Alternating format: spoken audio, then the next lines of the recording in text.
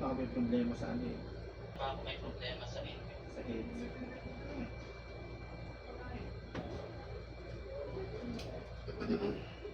Ano po yun, Eman?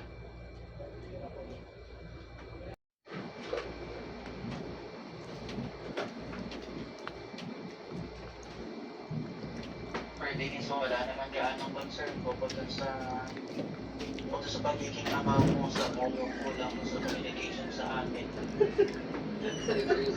Naman constant communication with the concerns for the common machinery and channel. Nag-ano naman kami, the direct communication naman kami, so wala akong concern area.